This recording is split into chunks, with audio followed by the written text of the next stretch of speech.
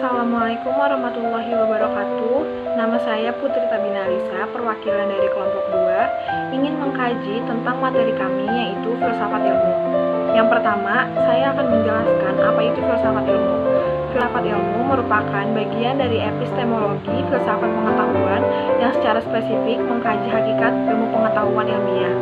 Filsafat termasuk ilmu pengetahuan yang paling luas cakupannya, karena itu ditolak untuk memahami dan mengerti filsafat adalah meninjau dari segi etimologis dan terminologis. Dan di sini saya juga akan menjelaskan lingkup filsafat ilmu. Yang pertama ada ontologi. Kata ontologi berasal dari bahasa Yunani, yaitu on berarti being dan logos berarti logic. Jadi ontologi adalah the theory of being qua being, atau teori tentang keberadaan sebagai keberadaan. Sedangkan menurut Amsal Bahtiar, ontologi berasal dari kata ontos yang berarti sesuatu atau berwujud.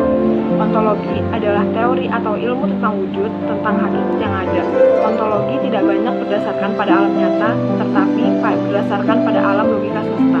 Yang kedua, ada epistemologi. Epistemologi atau teori pengetahuan ialah cabang filsafat yang berurusan dengan hakikat dan lingkup pengetahuan, pengendalian-pengendalian, dan dasar-dasarnya, serta pengertian mengenai pengetahuan yang dimiliki.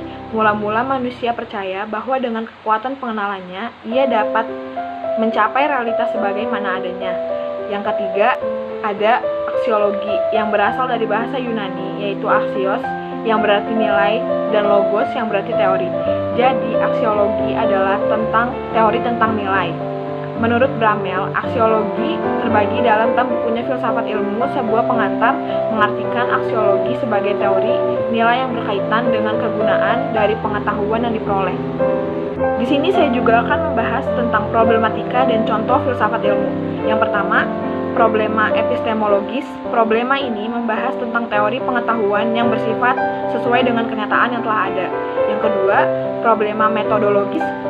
Problema ini membicarakan tentang sebuah metode atau cara apa saja yang telah kita lakukan dalam mencari atau memperoleh suatu ilmu pengetahuan.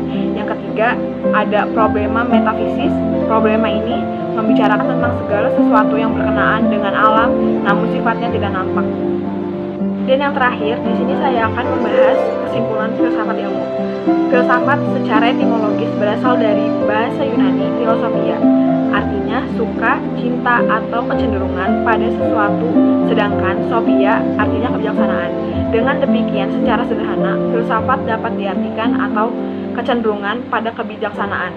Kata filsafat pertama kali digunakan oleh Pythagoras.